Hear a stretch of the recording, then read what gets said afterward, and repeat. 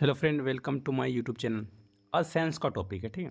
और साइंस का topic blood, रक्त रक्त परिसंचरण बहुत इंपॉर्टेंट है, ठीक है। आपके शरीर में ब्लड हो गया, आरबीसी डब्ल्यूबीसी कहते हैं, ठीक है।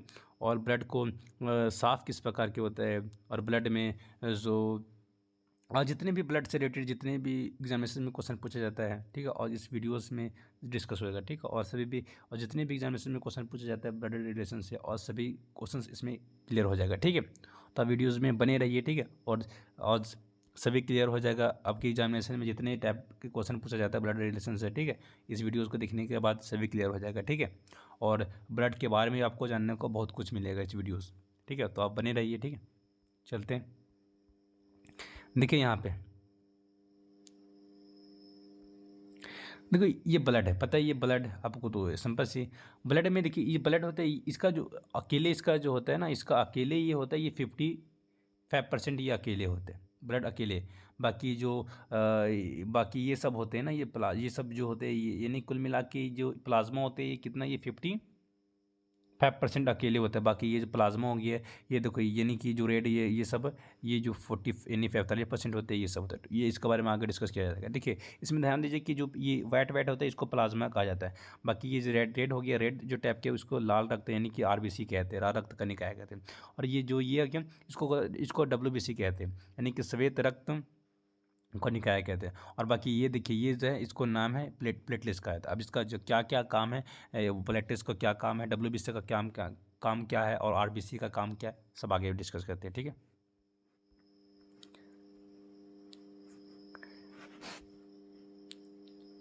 देखिए यहाँ पे रक्त का संगठन, ये रक्त का संगठन, ये टाइप ऑफ रक्त होते हैं, ये रक्त का क्या काम होता है। देखिए रक्त हमारे जो शरीर में हो गया है, वो देखिए मानव वयस्क में कुल 5 से 6 लीटर रक्त होता है। और रक्त इंपॉर्टेंट है, रक्त का जो पीएच वैल्यू होते हैं वो 74 बहुत इंपॉर्टेंट है। और ये पूछा जाता है कि 7.4 पूछ सकता है कि ब्लड का रक्त का पीएच मान कितना है, तो 7.4, ठीक है। और याद रखना कि जो एक मनुष्य के अंदर जो ब्लड होते हैं वो 5 से 6 लीटर होते हैं, ठीक है।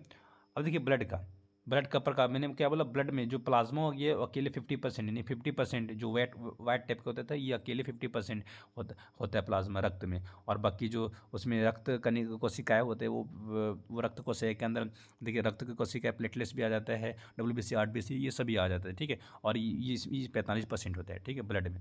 तो चलते ये सब बात करते हैं कि प्लाज्मा कितने देखिए मैंने बता दी, फिर यहाँ से देखिए। अब वो मैंने 55% तो प्लाज्मा होते हैं, 55% प्लाज्मा होता है। अब प्लाज्मा के अंदर देखिए पानी, जिसमें से पानी होते हैं वो कितना होते हैं, पानी होता है वो 90% होता है। और बाकी जो अन्य अन्य पदार्थ हो गया, अन्य पदार्थ के अंदर क्या हो गया, जैसे कि बॉक्साइड, अन्य पदार्थ के अंदर जैसे कि कार्बन मोनोऑक्साइड हो गया है, और प्रोटीन प्रोटीन प्रोटीन हो गया, कार्बोनेट हो गया, डिफरेंट डिफरेंट तरह से होते हैं, वो 10% वो होते हैं, अन्य पदार्थ होते हैं, ठीक है। जिसमें से प्रोटीन आ जाता है, बाइकार्बोनेट आ गया है, डिफरेंट डिफरेंट तरह से, और अन्य पदार्थ होते हैं, ये 10% के अंदर आता है। बाकी जो 90% हो गया वो पानी ही होता है, ठीक है, प्लाज्मा के अंदर। और देखिए उसी में से अन्य पदार्थ में एक फाइब्रिन जेन प्रोटीन होता है, नामक एक प्रोटीन होता है, जो क्या कहता है, ये कहता है रक्त का थक्का जमने में मदद करता है। और रक्त का थक्का जमने के लिए एक विटामिन बोला जाता है, विटामिन की भी मदद करता है, ठीक है। तो ये भी याद रखना है। तो याद रखना, फाइब्रिनोजेन नामक प्रोटीन होता है, वो रक्त को थक्का जमने में मदद करता है। ये इंपॉर्टेंट है, पूछा जाता है एग्जाम से। अब फिर इसका देखिए और फिर इसका क्या कहता है, क्या कार्य है इसका, यानी कि जो प्लाज्मा होते हैं वो ताप, यानी कि ताप नियंत्रित कर रखता है, यानी कि ये ताप को नियंत्रित रखता है, ठीक है। ये हमारे शरीर में जो ताप को नियंत्रित रखता है, और घाव भरने का काम करता है, ठीक है। ये घाव भरने का काम करता है, इंपॉर्टेंट है। इसका 2 कार्य क्या क्या करते हैं।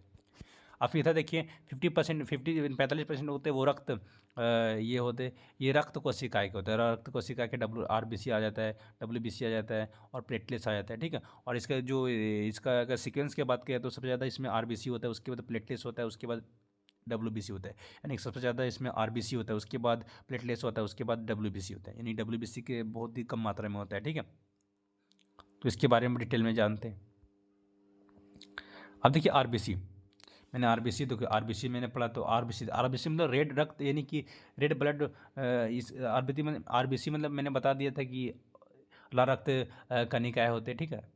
अब देखिए ये क्या होता है, अब लाल रक्त होते हैं, ये हमारे शरीर में 90% होता है, 90%। और 90% यही होता है, ठीक। आरबीसी 90% होता है मेरे ब्लड में, रक्त में। और बाकी इसका जो जीवन काल होता है वो 120 होता है, 120 इसका जीवन काल होता है, वो इसका 120 दिन का होता है, ठीक है।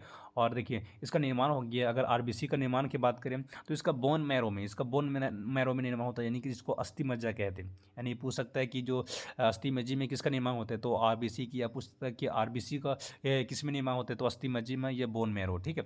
उसी प्रकार क्या देखिए इसका मृत्यु, और इसका मृत्यु को, आरबीसी को मृत्यु कहाँ होता है, इसको प्लीहा में, यानी कि प्लीहा, जिसको कह सकते हैं आरबीसी की, आरबीसी का कब्रिस्तान कहा जाता है। एग्जामिनेशन में पूछता है कि आरबीसी का कब्रिस्तान किसे कहा जाता है, तो आरबीसी का कब्रिस्तान वो प्लीहा को कहा जाता है, यानी कि इसका आरबीसी का जो कब्रिस्तान होते हैं वो किसको कहा जाता है, वो प्लीहा को कहा जाता है, ठीक है। और फिर देखिए यहाँ पे इसका कार्य क्या है, इसका वर्क है ऑक्सीजन और कार्बन डाइऑक्साइड का संवहन करता है, यानी कि संवहन मतलब इसमें ऑक्सीजन संवहन एक स्थान से दूसरे स्थान जगह पे आप ऑक्सीजन और कार्बन डाइऑक्साइड का होते हैं वो संवहन करते रहता है, ठीक है। इसका वर्क रहता है, इसको एक जगह से दूसरे स्थान जगह पे संवहन करते रहता है, ठीक है। आवाजाही आना जाना ये ऑक्सीजन और कार्बन डाइऑक्साइड को करता रहता है, ठीक है। अब देखिए यहाँ पे आरबीसी है, यहाँ पे क्या कह रहा है, आरबीसी में हेमोग्लोबिन, एक तो हेमोग्लोबिन नामक प्रोटीन, एक हेमोग्लोबिन नामक एक प्रोटीन होता है, यही क्या कहता है, प्रोटीन पाया जाता है आरबीसी में, जिसके कारण रक्त का लाल रंग, अब रक्त का जो लाल रंग होते हैं वो किसी कारण होते हैं, वो हेमोग्लोबिन के कारण ही ब्लड का रंग होते हैं लाल होते हैं, ये याद रखना है, ठीक है।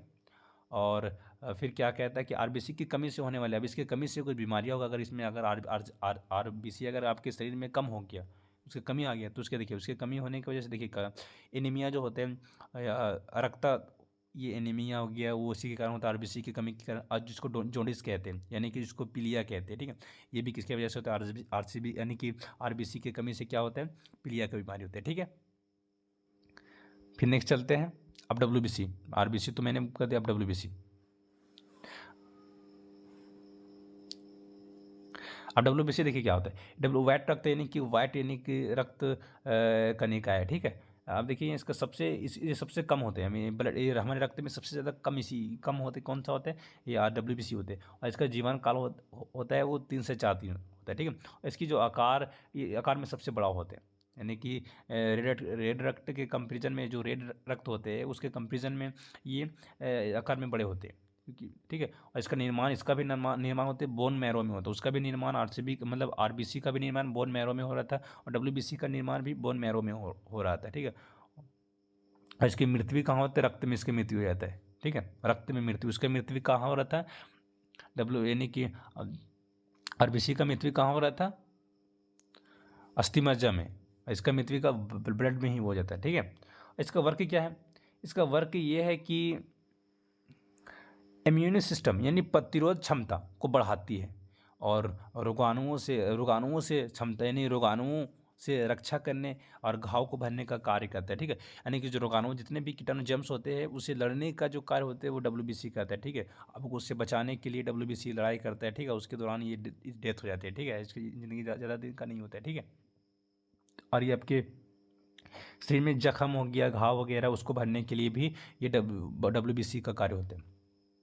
इसका 2 टाइप होते हैं, एक लिम्फोसाइट कहा जाता है, एक तो मोनोसाइट हो गया। तो लिम्फोसाइट क्या होते हैं, वे श्वेत रक्त कणिकाएं जो कि बीमारियों से लड़ता है, यानी कि बीमारियों से बचाता है, उसको कहा जाता है लिम्फोसाइट कहता है, जो बीमारियों से बचाता है। और मोनोसाइट क्या होता है, जो घाव को भरने का कार्य करता है, वो मोनोसाइट कहता है। मैंने देखो 2 इसका क्या होता है, यानी कि सिंपल, जो बीमारियों से बचाता है उसको लिम्फोसाइट कहते हैं, और जो हमें घाव को भरने का कार्य करता है वो मोनोसाइट कहते हैं, ठीक है। अब देखो डब्ल्यूबीसी की कमी अगर हो जाता है मेरे शरीर में, तो क्या क्या प्रॉब्लम होने लगेगा, जो एड्स की जो बीमारी होता है ना, जिसको और एड्स की बीमारी किसका है, तो HIV वायरस के कारण होता है, वो एड की बीमारी होता है, जो एड की बीमारी डब्ल्यूबीसी की कमी के कारण ही होता है।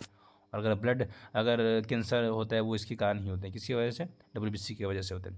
अब देखिए विटामिन ए, अगर अब विटामिन ए का अगर आप करते लेते हो तो उसके डब्ल्यूबीसी के जो क्वांटिटी को बढ़ाया जा सकता है, ठीक है। अगर डब्ल्यूबीसी की प्रॉब्लम है तो फिर विटामिन ए ही उसका उपाय है, ठीक है, जो कि विटामिन ए जो कि गाजर में पाया जाता है। अब गाजर को खाओगे ज़्यादा मात्रा में तो आपके डब्ल्यूबीसी का प्रॉब्लम दूर हो जाएगा, ठीक है।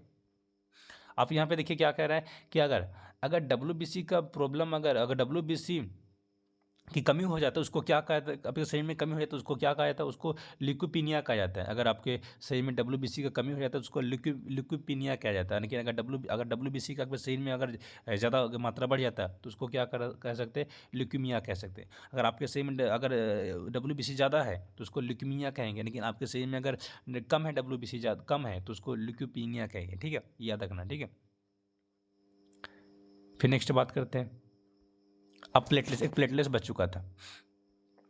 तो ये प्लेटलेट्स क्या होता है, ये प्लेटलेट क्या होता है, ये रक्त में संख्या यानी कि 4.5 लाख से 6 लाख पर लीटर होता है। यानी इसमें हमारे शरीर में इसका देखो ये जितने हो गए ना, ये सब इस एकदम छोटे छोटे मात्रा में होते हैं। और इसका जो क्या बोलते हैं, इसका संख्या कितना 4.5 से 6 लाख के होते हैं, लीटर होते हैं, पर लीटर होते हैं इसका संख्या होते हैं हमारे ब्लड में। ठीक है, और इसका कार्य क्या हो गया, ये शरीर में कट लगने पर रक्त के बहाव को रोकता है। यानी अगर आपके शरीर में अगर किसी प्रकार कट लग गया है तो उसके जो बहाव को रोकता है, ब्लड को बहने से रोकता है, वो प्लेटलेट का ही कार्य होता है। ठीक है, आपके ब्लड को मतलब जमा देता है। ठीक है, आपके ब्लड जो वहाँ से बहते रहते हैं उसको ये थमा देता है, अगर मतलब रोक देता है। ठीक है, और रोकने का काम करता है कौन सा, ये प्लेटलेट ही करता है। आपके बहाव को रोकने का काम ब्लड में जो कटे हुए भाग के पास जो लगे हुए उसको उसमें जो ब्लड वहाँ से सर्कुलेट होकर वो बाहर निकल रहे होते हैं, उसको रोकने का कार्य होता है वो प्लेटलेट्स के द्वारा ही होता है। ठीक है,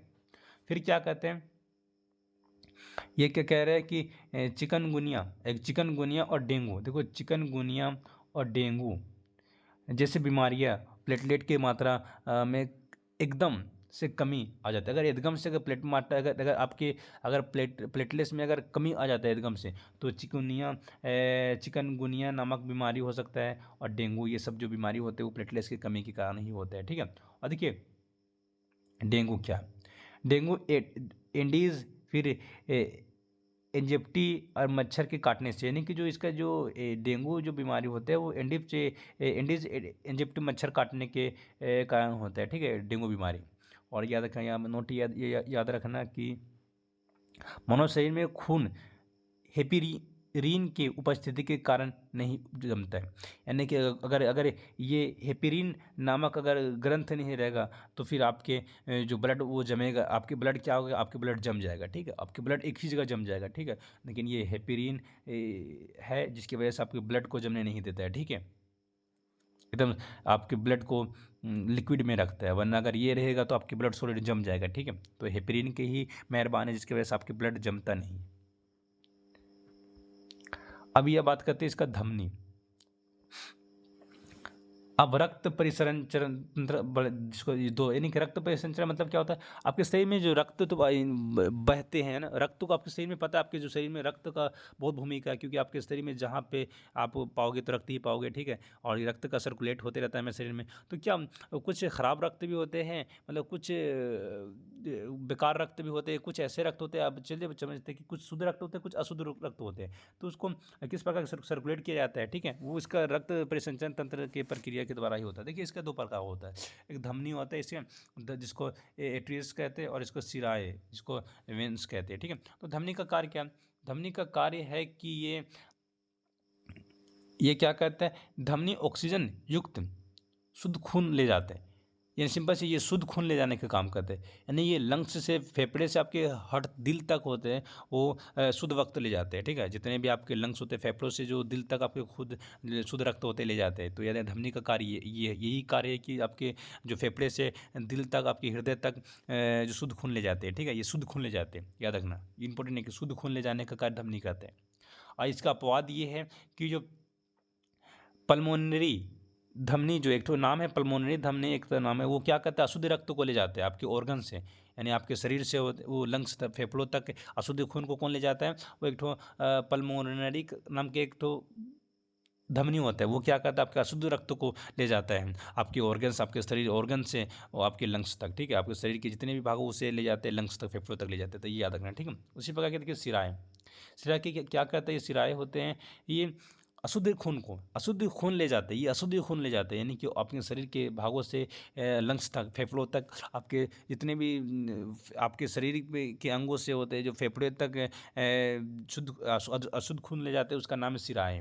तो याद रखना, सिराए अशुद्ध खून ले जाते हैं। कहाँ से? आपके ऑर्गन से फेफड़े तक जो अशुद्ध खून ले जाते हैं उसका काम सिराए है, सिराए ही वो काम करते हैं। ठीक है, इसका अपवाद भी ये है कि जो एक तो पल्मोनरी सिराए जो शुद्ध रक्त को, जो पल्मोनरी सिराए होते हैं वो शुद्ध रक्त को ले जाते हैं। ठीक है, यानी ये इंपॉर्टेंट है, इसमें ये अपवाद है, समझ लें कि जो पल्मोनरी नामक इसमें क्या करता है, इसमें शुद्ध रक्त ले जाता है, आपके लंग्स से हट तक, दिल तक जो होते हैं, हृदय तक, वो शुद्ध खून ले जाते हैं। एक तो पल्मोनरी उसमें क्या करता है, जो पल्मोनरी क्या करता था, उसमें अशुद्ध रक्त को आपके ऑर्गन से, शरीर से होते हैं, वो लंग्स फेफड़े तक ले जाते थे। इसमें क्या कर रहा है कि जो पल्मोनरी काम कर रहा है कि जो लंग्स आपके फेफड़े से हट तक वो शुद्ध खून ले जाते हैं। ठीक है, तो ये आपको याद रखिएगा। ठीक है, बहुत इंपॉर्टेंट है।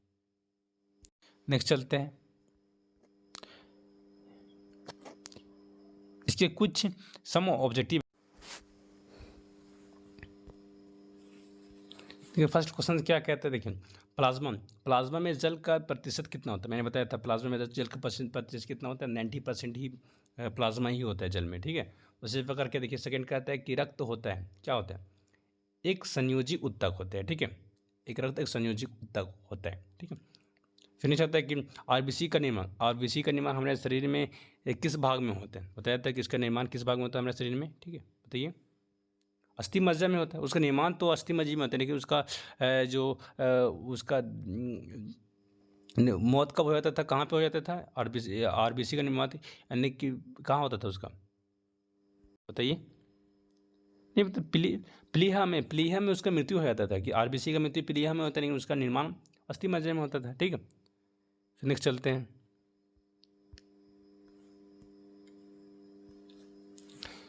हीमोग्लोबिन का कार्य क्या है, तो ये ऑक्सीजन का इधर उधर ले जाने की परिवहन, यानी कि जो परिवहन का कार्य होते हैं वो हीमोग्लोबिन ही करते हैं। और ये ठीक है, और हमारे रक्त होते हैं वो हीमोग्लोबिन के कारण ही लाल रंग होते हैं, वो भी याद रखना। ठीक है, फिर देखो मानव अंतिम में कुल कितने रक्त होते हैं, तो 5 से 6 लीटर होते हैं। ठीक है, और मानव रक्त का जो पीएच वैल्यू तो आपको पता है कि 7.4, ये तो आपको ईजी ही पता है।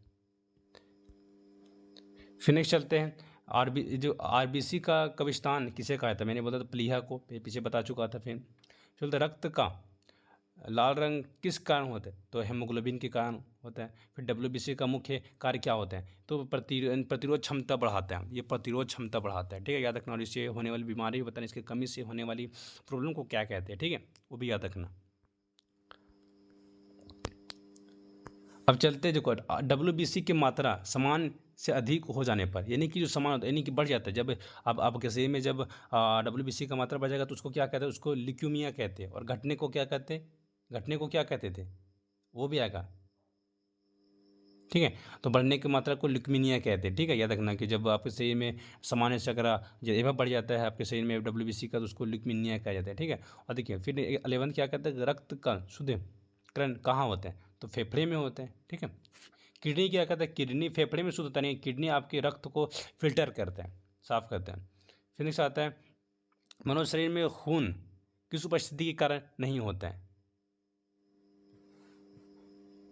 हिप्रीन के कारण। अगर हिप्रीन नामक ग्रंथ है तभी आपके शरीर में जो खून नहीं जमता है। ठीक है, तरल पदार्थ में रहता है, ये हिप्रीन का ही देन है। ठीक है, जिसकी वजह से आपके ब्लड में आपके ब्लड होते हैं वो नहीं जमते हैं। ठीक है, तरल में रहते हैं।